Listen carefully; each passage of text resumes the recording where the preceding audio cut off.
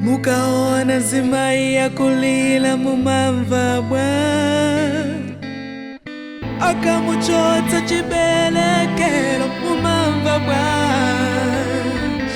sonsezi zapeweka kati tisi mtachina chake lamula la uchembele liulikire. Welcome to today's Freedom and Choices. This program is produced by Center for Solution Journalism, and I am Penelope Kamanga, in accordance actually in Section 19 of the Gender Equality Act. The judicial decision follows a case in which a minor filed a lawsuit against healthcare provider, a medical facility, and the Ministry of Health for intruding upon her sexual and reproductive health rights, as she was initially denied access to safe abortion after being subjected to rape.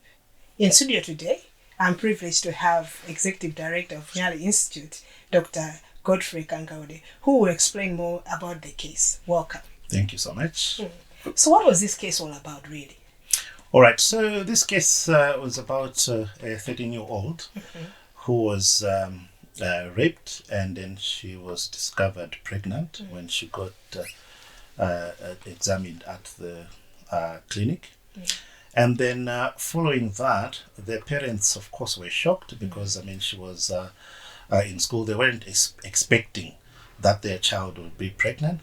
And then when they asked her, what happened, then that's when it came to light that she was being sexually abused by someone in the village. Actually, the case went to the criminal court. The abuser was convicted and is in jail as we speak. But then following that, the parents sought to have the pregnancy terminated. And it was for the reason that they saw that she was not healthy, and they were worried about her health if the pregnancy continued. But when they went to the health facility, the provider refused. And the reason for the refusal was that this was illegal. It was against the law.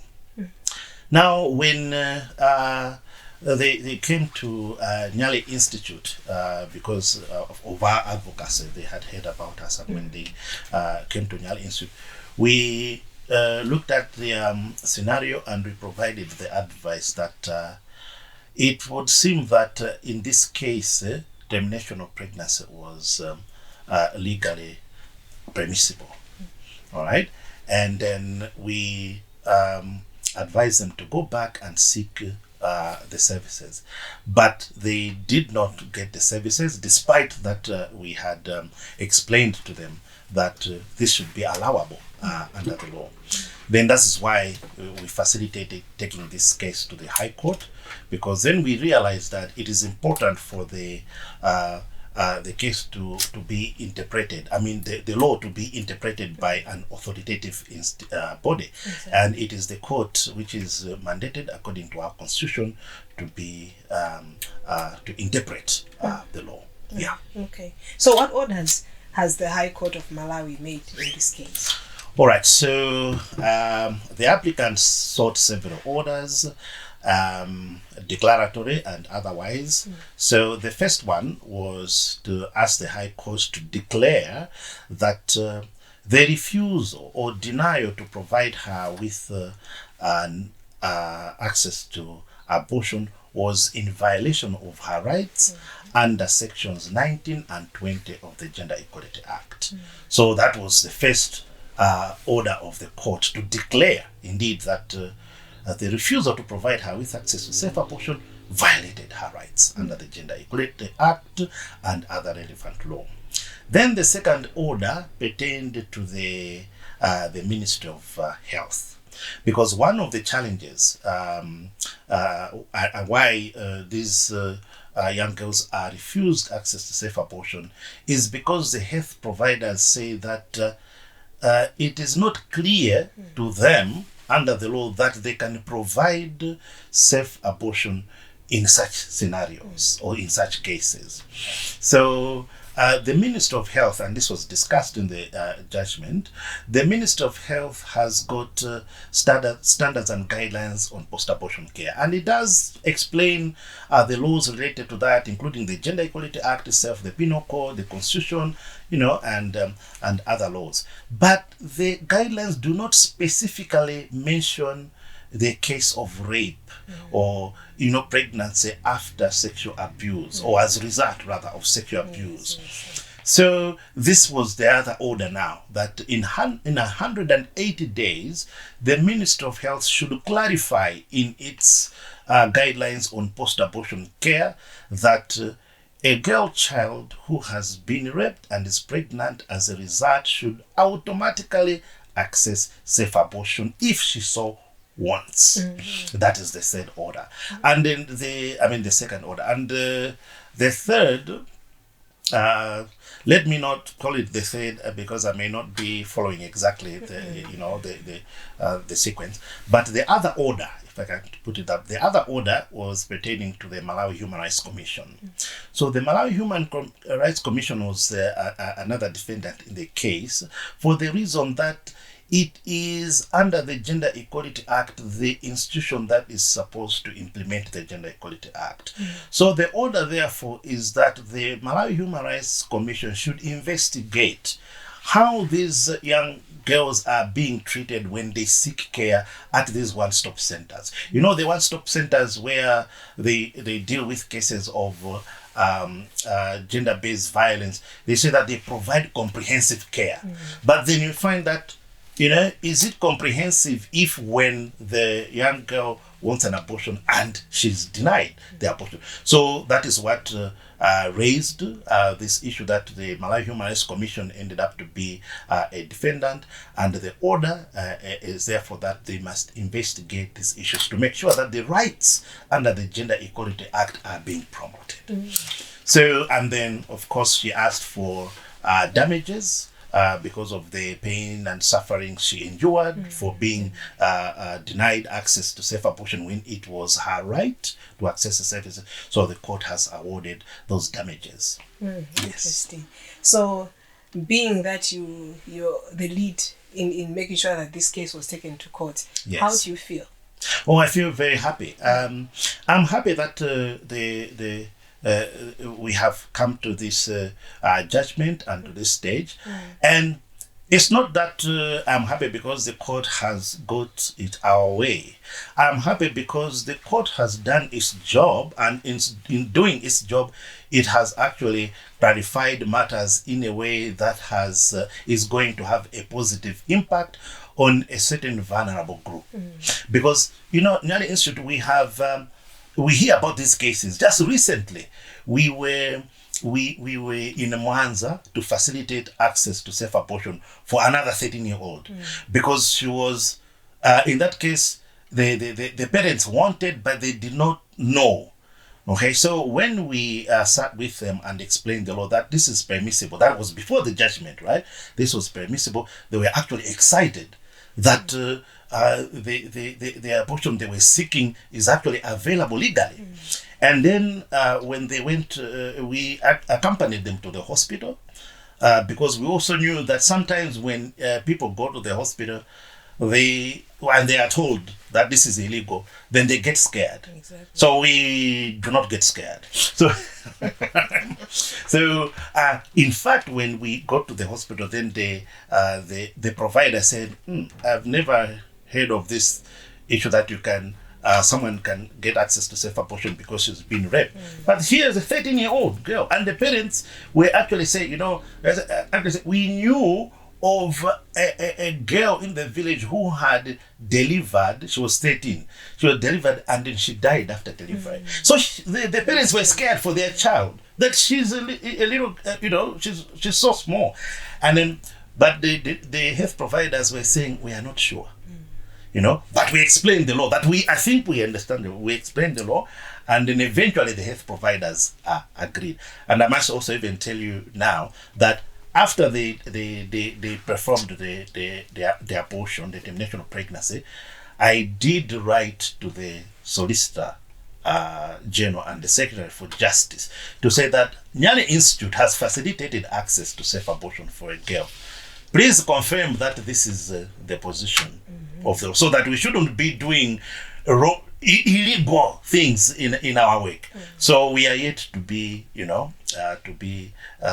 have our response. But I am sure it's going now to be a positive response, because the High Court has determined that actually that interpretation is correct, has affirmed, So what I'm saying is, I think people who want this service will also be happy that now they are free to be able to access the services without hurdles, we hope. Yes. So what key things should health workers learn from this judgment? When a girl comes to the clinic and seeks an abortion because the pregnancy was out of rape, there should not be any questions asked. There should just be access. It should be provided. And look here, when you think about it, and even that's what probably is going in the mind of God, she is, below 18. She is not yet ready physically, emotionally to carry a pregnancy, and it has been forced upon her. So, because the interpretation is this a risky pregnancy? Because our law it allows termination only when the pregnancy is risky, to the life of the pregnant person. And an earlier court has interpreted that preservation of life, that's how the penal code provision puts it. Preservation of life also means mental and physical health. So this was particularly important in this case, because when the health provider was asked, why didn't you provide, she said that she was physically okay. But when we took the client to see a psychiatrist, the psychiatrist said no, psychologically she was affected. So these things must be considered.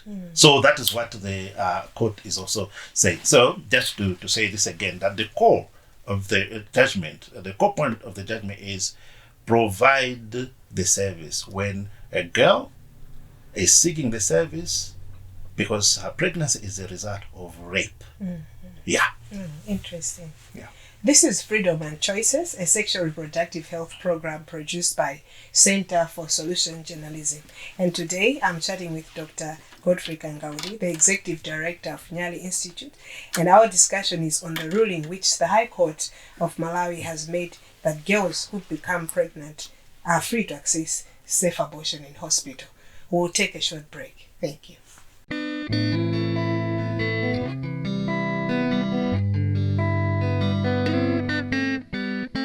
Mukaona zimai ya kulila mumamva bwa akamuchotsa chibelekelo mumamva bwa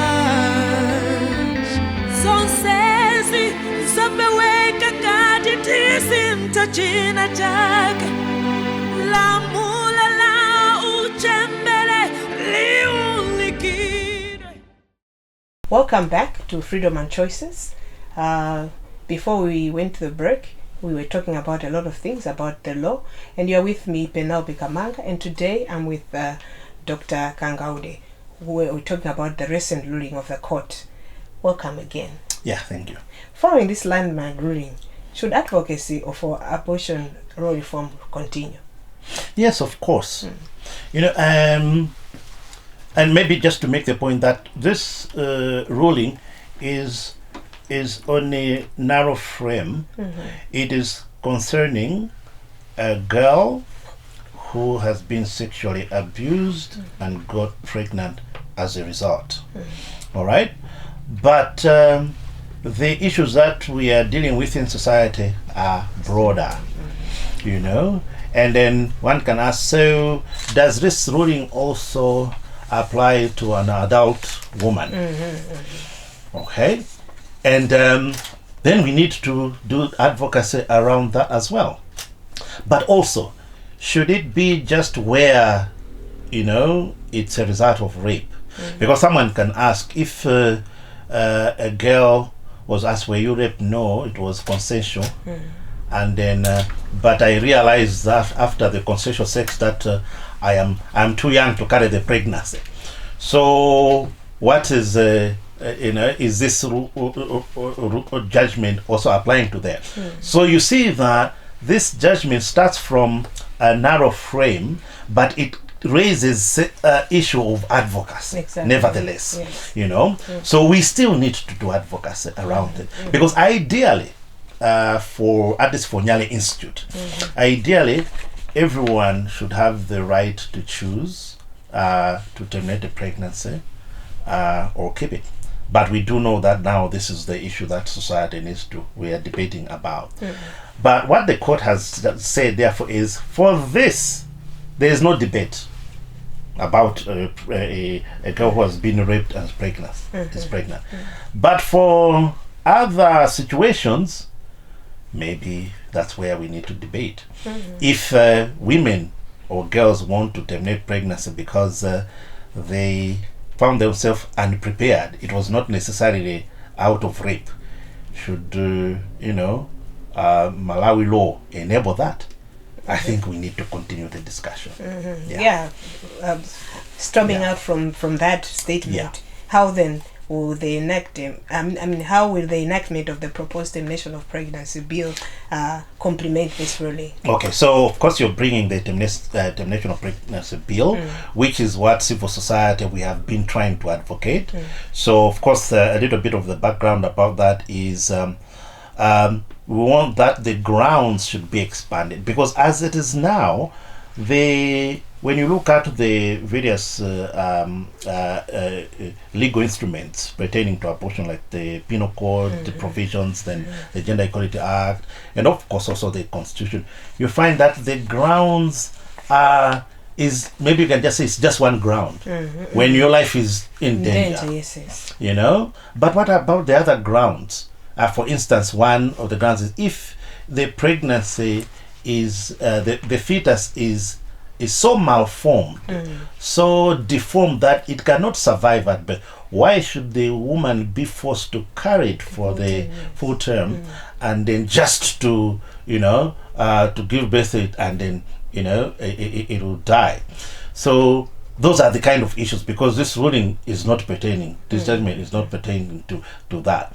So what the TOP bill was proposing is to have the 4 grounds articulated clearly: life, health, including mental and physical, then also when it's a result of incest or sexual abuse, and then what's the other ground? I've already said the 4. In any case, there are those grounds, and it was the TOP was going to make the grounds a little bit clearer than than even the one ground in the Penal Code. So we do need to continue the advocacy. So maybe what the court has done is it has clarified the ground relating to life and health.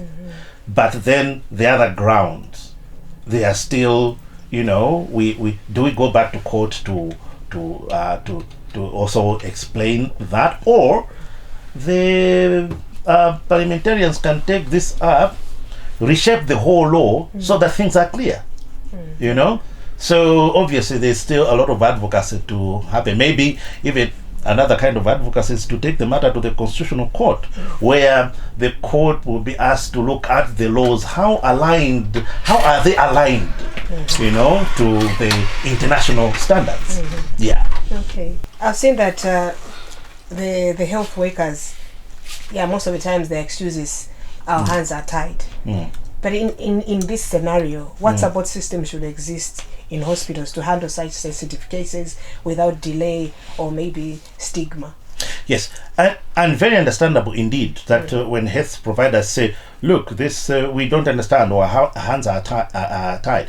So the court has taken the first step to untie the hand, but more needs to be done. That's why first the guidelines have to be clear, so that the health provider understands that this you can do. There must, clarity. And then there should also be, of course, training, on how to conduct that. And they should also have the right kind of equipment and tools ready for them, because now that there is this judgment, now if people come to the clinic, and then the health provider does not have the equipment or does not have whatever tools they need, so therefore training of the health providers, tools that they need to provide the service, and and continuous education around sexual and reproductive health and rights. What are they? So that all their work for the health providers, they must be aligned to the law, so that they should not be and even an intentional violation of rights. We should try and make sure that it does not happen. Thank you very much. Yeah. We've come to an end of Freedom and Choices, a sexual reproductive health program that is produced by Center for Solution Journalism. And in today's program, we're talking about the recent ruling, and unpacking it was Dr. Godfrey Kangaude, the Executive Director of Nyale Institute. And you're with me, Penelope Kamanga. Until next time, thank you.